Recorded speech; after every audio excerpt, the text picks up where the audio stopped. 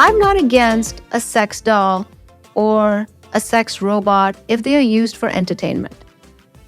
If a man or a woman decides, you know what, I want to have some fun with a doll, have at it. You think Tom Brady's handsome? You want to turn Tom Brady into your sex robot? Hey, I get that, I get it. So sorry, Tom. But my point is that it's okay in that sense, in my mind. But when you start to call that a relationship, now you have a problem.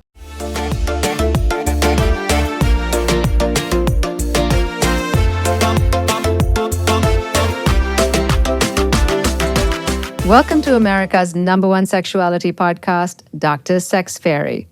I am Dr. Kaval Bava, America's favorite sex doctor, and I am here to transform your life. The Dr. Sex Fairy podcast is now both audio and video, so don't forget to subscribe to our YouTube channel, Dr. Sex Fairy, as well as subscribing on Apple Podcasts, Spotify, or wherever you get your podcasts. Today we are going to discuss some alarming facts from the January 2023 Singles in America survey about singles of all ages, especially Gen Z. Here are a few. 117.6 million Americans, or 46% of those aged 18 and over, are single, according to the U.S. Census Bureau. A quarter of Americans, including 35% of Gen Z and 30% of boomers, say, I am not looking for a relationship. 8 in 10 Americans believe that finding the right partner is harder than finding the right job. 6 in 10 singles say that dating is becoming an unaffordable luxury. While we don't need a relationship to feel complete, human beings aren't meant to be alone. Joining me to discuss this major shift in perspective is Sebas Penaranda, host of the podcast, The Sebas Perspective. Welcome back to the Dr. Sex Fairy podcast, Sebas. It was amazing to be back, honestly. It's a great podcast, and I can't wait to continue the conversation. That's great. And this time you're on video. This is my first time on video on this podcast. Before, I think we've done it twice on audio only. On audio only, yes. Back in the dark ages of this podcast. Yes, absolutely. So before we go any further, I'm just going to clarify what these generational categories are. For instance, Gen Z. This is somebody born from 1996 to 2015. Millennials from 1977 to 1995. Gen X 1965 to 1976. And baby boomers from 46 to 64. I can never keep them straight. Honestly, I keep millennial and Gen Z pretty much tattooed to my brain because that's all you hear whenever you turn on the TV. We're in an election year, so obviously you're going to hear those terms very often nowadays. 61% of Americans think that dating is an unaffordable luxury. What do you think? I think at this point in the economic cycle, I would definitely say so. We are at the bottom of an economic cycle, so everything is going up when it comes to prices except for wages. So most people nowadays are having to move back in with their parents. I've seen statistics that over half of single people are trying to move back in with their parents. So obviously you have the economic factor, but you also have the social stigma of, hey, I would love to be in a relationship. I would love to get a partner. I would love to connect with someone. However, there is a social barrier of, hey, I can't really bring someone to my parents' house because either one, I'm not ready for that, or two, I would think that just make them uncomfortable or maybe scare them off already. Okay, it's only the second day and you're coming over to my mom's house or my father's house. It's not really the best look. So I would say that right now it's definitely becoming unaffordable. But I also think that just means that people aren't doing what they have to do outside of dating. They aren't working on themselves. They aren't trying to increase their value in terms of economic value, of social value. Maybe a lot of people don't focus on their fitness. So I think that a lot of people who maybe are feeling like that should look in the mirror first and try to address those areas. And then maybe the dating will come secondary after they already have those areas addressed. We've spoken previously about online dating and that whole difficulty straddling different worlds, as it were. This survey literally says that 44% of Gen Z say, I'd rather clean the toilet than go on another date. I find that deeply disturbing. I can see so why. I would say that most of the people that are likely feeling like that are feeling like that because online dating nowadays really serves one purpose, right? And that's really a photo of the society that allows the online dating to become that, which means a portal just for sexual activity. That's really what a lot of people just hop on there for. They go, they want to find some easy sexual pleasure, some easy sexual gratification. So they go on the application, they get what they want, but then the hole that they have is still there, right? So they keep trying to find and fill that hole on the same place without changing anything. So I don't think online dating is anything bad. I've done it. I've had great girlfriends because of it, good relationships, good connections, good memories. And I think that if people just come in with a good mindset of, okay, I know what I want, then I think online dating could be beneficial. But the problem is most people don't do that. I've seen quite a few couples that have found love on dating apps. It's very possible, very possible. I'm one myself. I found love. It was great. Didn't work out in the end, but it was still a great experience. But most people, when I tell them that story, they're like, what? How is that possible that you found a girlfriend on online dating? I said, well, if you come in with good intentions, I don't think it's that difficult. 79% of Americans think that finding the right partner is harder than finding the right job. Your thoughts? I would say that most people nowadays are lacking one big thing, which is purpose. Purpose in their life, right? They can't find purpose in their family. They can't find purpose in their job. They can't find purpose in their surroundings. So a lot of those people have holes in their life. Most people have holes, and those holes cause insecurities. And those insecurities, therefore, lead you to want to find someone to fix those insecurities for you instead of you fixing them yourself. So finding the right partner really comes down to what are you looking for and what does the right partner mean for you? What are your needs? What do you value? For me, a great partner would be a woman that could be a good mother, but some people don't want to have kids. Some people don't care about the family aspect, but an individual like me does. So I think that finding the right partner is really an arbitrary question because what do you mean by a good partner? What's a good partner for you? What are your needs? The needs of a 25-year-old are very different than the needs of a 45-year-old in terms of what they're looking for and what they need. And before you can even get to that point of finding out what you need, first, I think most people should figure out what's wrong with them, right? What's holding them back? If you take a rubber band and you try to separate it together like this, eventually the stretch is going to hurt your fingers and you won't be able to break it. It's going to cause resistance. That little rubber band is most people's issues, most people's problems, most people's anchors. That could be the job that you hate, that you work for a horrible wage. It doesn't give you happiness and doesn't give you any purpose. It could be the family that disapproves of every decision that you make and that doesn't give you any confidence in your ability to achieve something greater than you have set out for yourself. It could be the friends that are constantly bad-mouthing you, or just the people around your life that don't give you any sort of motivation to step outside of your shell and become a little bit more uncomfortable. So I think until people can figure out those rubber bands in their life that are holding them back, they won't be able to find the ideal partner because they'll just be looking for someone to fix the issues that they have instead of looking for someone for the right reasons, which is to complement what they already bring to the table, them as an individual. I bring this, and I'm looking for someone to complement what I already bring so we could unite, become one, and then make one family, right? That should really be the end goal of most dates or most marriages. It should be create something new that doesn't already exist. That's the whole purpose of love. So the people who say that they can't find the right partner, one, maybe they're not looking in the right place. But two, most importantly, I think they're not looking hard enough in the mirror to figure out what they really need. Some people aren't even looking for a monogamous relationship. They're looking to play the field. And you see that with the rise of polyamorous relationships, with a lot of these, it's complicated type relationships where they're not really committing. They don't want to commit. I think a lot of that comes from fear. Fear of, okay, if I truly do commit, either one or two. Either one, I'm missing out on more fields to find, or two, I am scared of getting my heart broken because I've already had my heart broken in the past. So I think a lot of people take that baggage that they've established with other individuals and they continue it with new people.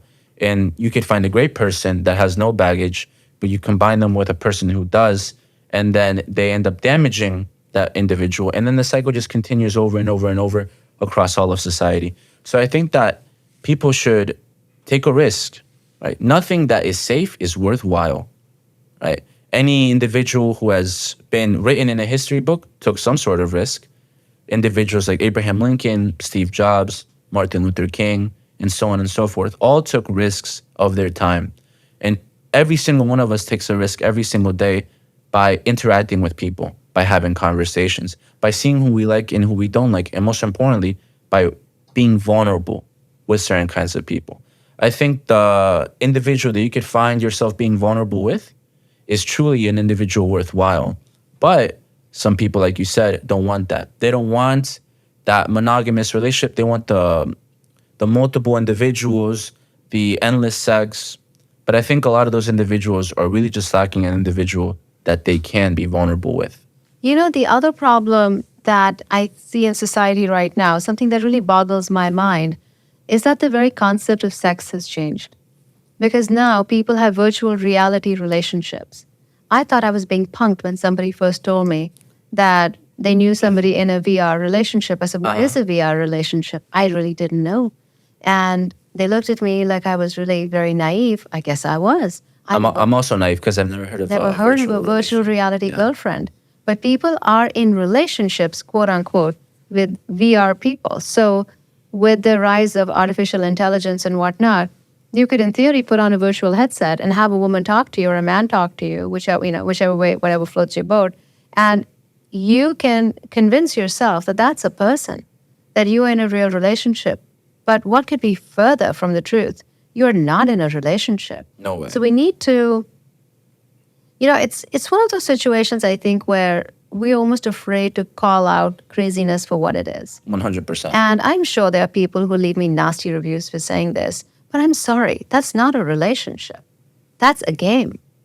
Since when did games become your reality? It's like games which have crime in them. People say, well, I don't become a criminal just because I'm playing Grand Theft Auto or something like that. Okay, but you're in love because you have a VR girlfriend? I'm confused. How does that make any sense? And there's also quite a rise of sex dolls. They're not a new concept, but now they have gone to a whole other level. Now you have robots, sex robots that will talk to you. I have read stories about people who have a sex robot wife or a sex doll wife, and they literally take this doll out places. I cannot make that up. I could not believe it. I read in Daily Mail. I was shocked. Like, these people are serious about this.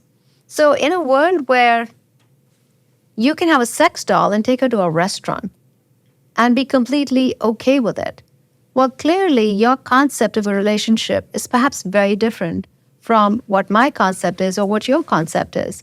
So I guess they would want to poke their eyes out, or as I read here, one second, let me tell you.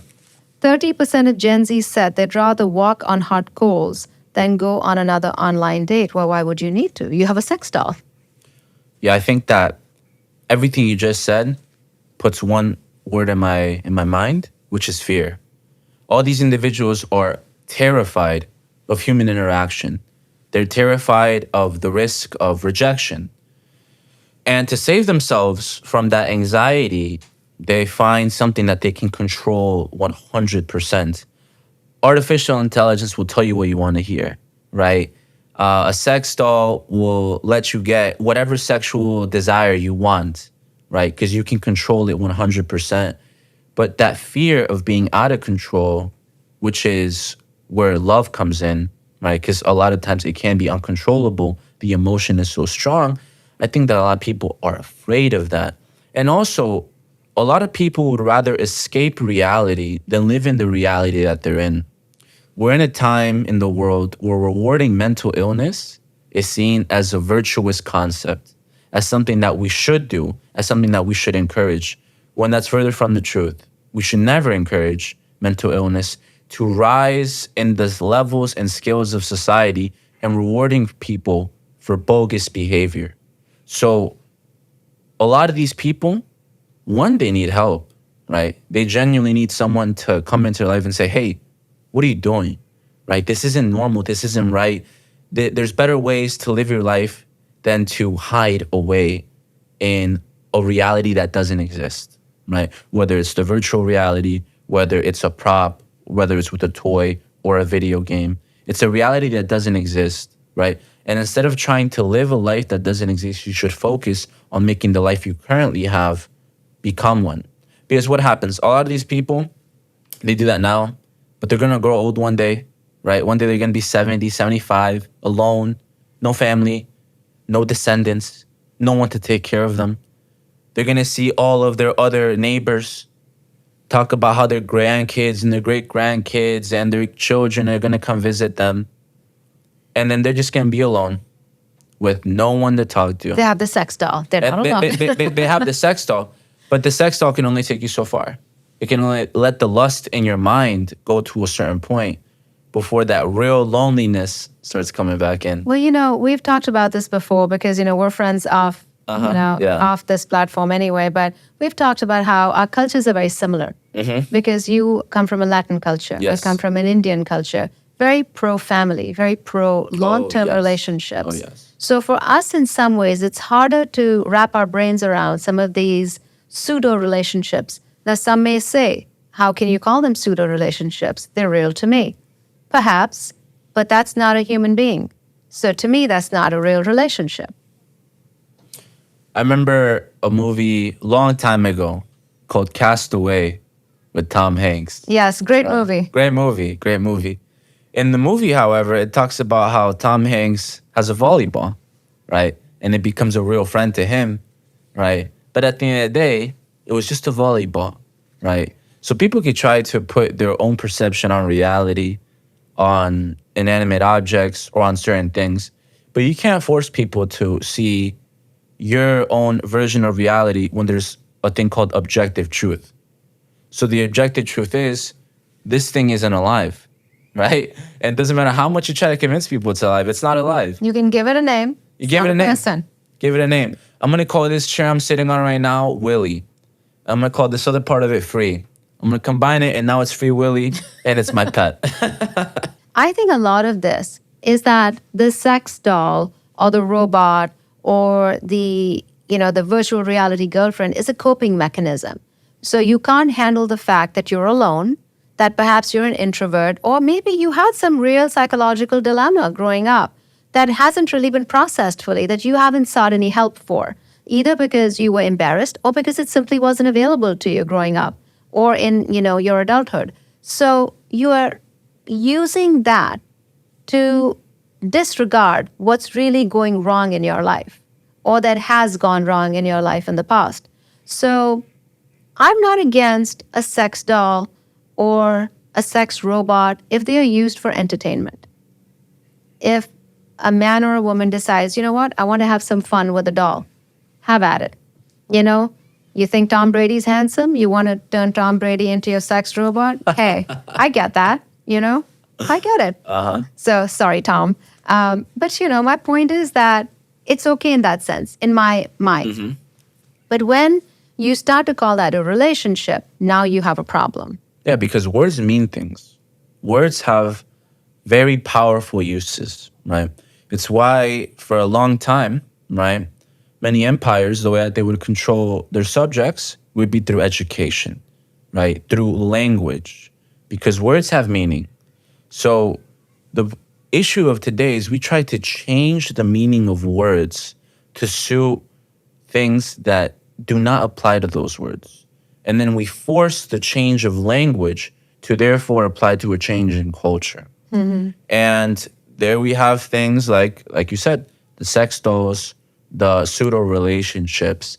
In 10 years from now, next thing we know, we're going to start saying that stuffed animals are our real pets. Well, they are easier than real pets, aren't they? Yeah. Just like the sex doll is easier than a real girlfriend. And that's really, I think, the culmination of the issue. It's easy. It's controllable. You don't have to deal with any issues. You don't have to deal with any fights. You don't have to deal with trying to please anyone else. It's all about you. It's all about you, what you want, your desires, etc. You don't have to think about anybody else.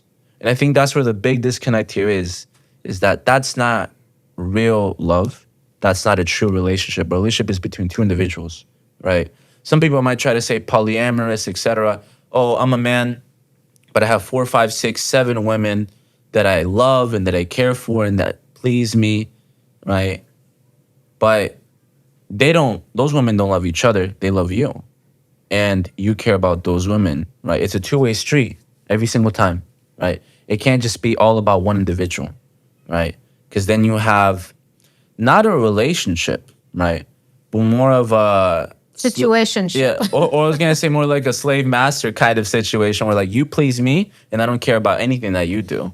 Have you seen that show, Sister Wives? Never seen it. No. Okay, well, firstly, you didn't miss much. But there was this guy, he had 4 wives. He had 3 to begin with, I think, when the show began, and then he got number 4. And for the longest time, they made it appear like everything was kumbaya, everybody was getting along, small issues, but mostly a united front. Now that family has fallen apart, smashed into smithereens, and you see the cracks that were always there, despite what they wanted you to think. Yeah, because the polyamorous model isn't sustainable for society, right? It isn't sustainable for kids to grow up in a house with 10 or 12 different half siblings, right? One father and multiple different women all around them. That's not sustainable, right? Because imagine if every single individual did that, right? How would you rule a society like that? How would you deal with taxes? How would you deal with education at school? Where's the morality coming in, right? Morality is being twisted. So I don't think that polyamorous relationships are really useful for long-term aspects. Maybe they're fun, right? I'm assuming They bring the spice into yeah, the I'm assuming it'd be perhaps. very fun, to go around and fulfill every deviant desire that your brain can conjure. Well, you're going to get me in trouble if you talk about polyamorous people as being deviants. You'll get me in trouble. It's okay. I'm already in trouble myself. I'm the guilty one, okay? No, not her. Me. Yes. Come in my Colombian inbox, please. But at the end of the day, people need each other, right? They need real connection and real relationships. And you can't find that behind a VR headset. You can't find that with a toy or a video game. And most importantly, you can't find that by just sitting at your house complaining that the world isn't fair, that the world sucks, and that not everything's in my control. Sometimes you just gotta take a little bit of risk. My late father used to joke. He said, I don't know how these men handle all these women. I have enough trouble just handling your mother. He just said, it seems like a lot of work. It is definitely. But most people don't want that work, right? They don't want it. They want the easy road.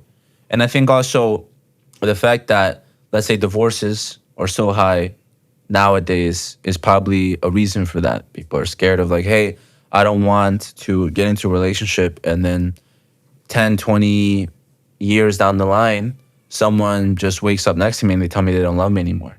Even though I gave them a lot of kids, even though I provided for them, or I did things for them, or I gave up my career for them, right? That's that fear, right? Fear is driving everything. So many individuals to make so many decisions that they wouldn't make normally if they were just thinking rationally, but because that fear is there. And boredom. Yeah, and boredom too. I mean, don't even get me started on the boredom. That's a whole different topic. But the fear, I think, drives a lot of people. But that's something that we have to change on a societal level.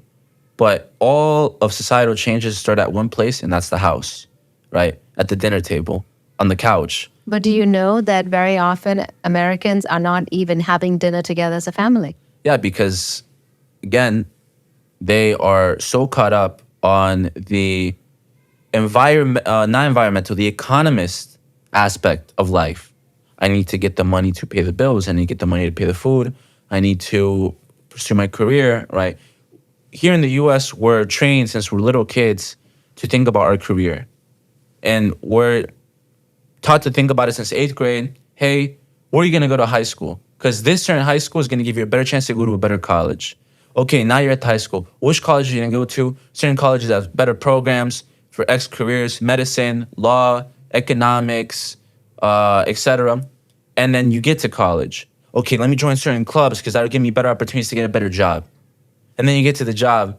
Okay, now I have to do certain positions because that'll make me better for a certain promotion. It's always a hierarchy aspect. Well, I can understand working hard and always having that goal to achieve and all of that. Otherwise, I wouldn't be where I am because I had to get past a lot of competition to get into a good college and to get into a medical school, getting into a prestigious residency, the Cleveland Clinic. So it's a lot to go through to get there.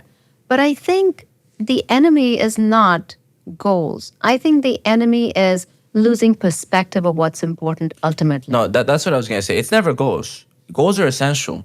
Or working hard is essential. Working very intelligently is also essential, making the right decisions. But like you said, it's more about what are you working for?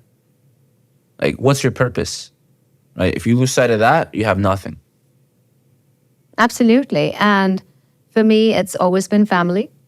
And getting sick and almost dying of breast cancer didn't change my perspective at all. Some people think that maybe cancer made me more appreciative of family. Not really. I was already there. People think COVID was great in some ways. They think, oh, what did you get out of COVID? How did you benefit from COVID? I said, COVID sucked. And they said, but don't you think it brought you closer to family and loved ones? I said, if I needed COVID to bring me closer to them, man, I had a bad relationship with them to begin with. So we all have such different points of view when it comes to that. I think it's because, like I said, the culture here in the U.S. is great in terms of pursuing the American dream, starting from the bottom, making it to the top, making it to the middle, etc. But I think it could be bad because it's a very hustler kind of culture where it's always work. But it's never, okay, let me go and let me spend time with my kids. Let me go, let me spend time with my husband or wife. Let me go, let me spend time with my friends. Whenever you take a break, most people don't even take a break to eat lunch. Oh, absolutely. And I think I'm guilty of that sometimes. But, the Italian have this concept of, and I may be mispronouncing it or missaying it, but il dolce fare niente, the sweetness of doing nothing. Yep. We don't have that concept here in the U.S. We absolutely don't. We do not. It's about production. It's about results, right? Winning, right? When I was in the military, we'd often hear a saying, second place is the first loser. So it drives that competitive aspect of, hey, you can't get second place because you're the first loser in everything. Second place isn't good enough. You have to be number one. And it's good to have that mindset, but you could also lose sight of what's important, like you said. And excess of anything could be very harmful to you. 100%. There has to be a balance in life. Absolutely. So I think the U.S. is still a young nation, right? I think right now we're going through a period of adolescence. And I think that most individuals are also going through that period of generational adolescence. Well said. Where we're still trying to figure out what's going on, right? We don't have everything figured out yet. Our parents and our grandparents and our great-grandparents had an easier path because things were a lot simpler, right? Survival, and that's it. And conventional gender roles. Now, everyone is trying to figure out left or right or left, up and down. They're trying to go all sorts of different directions. But it all comes down to the basic point. Is everyone's still trying to figure out who they are.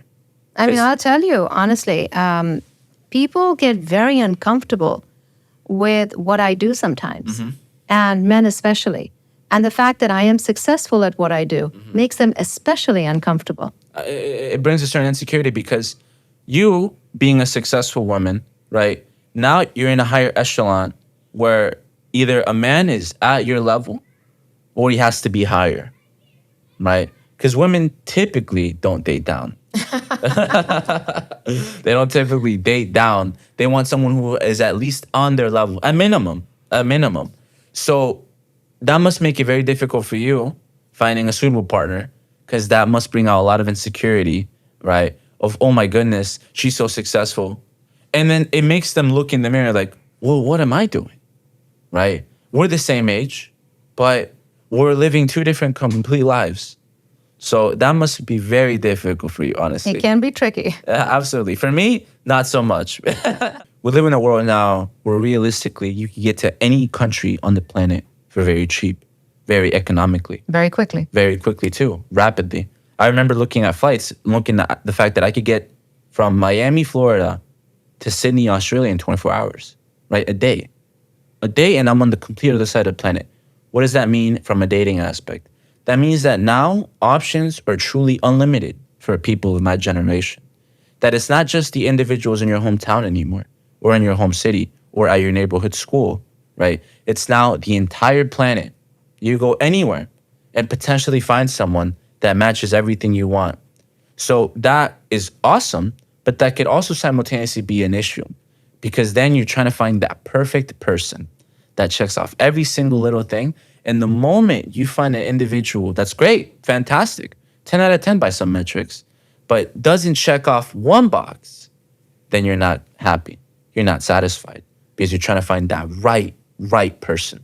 Nobody's perfect, and no relationship is perfect. And I think that's where a lot of us are losing out.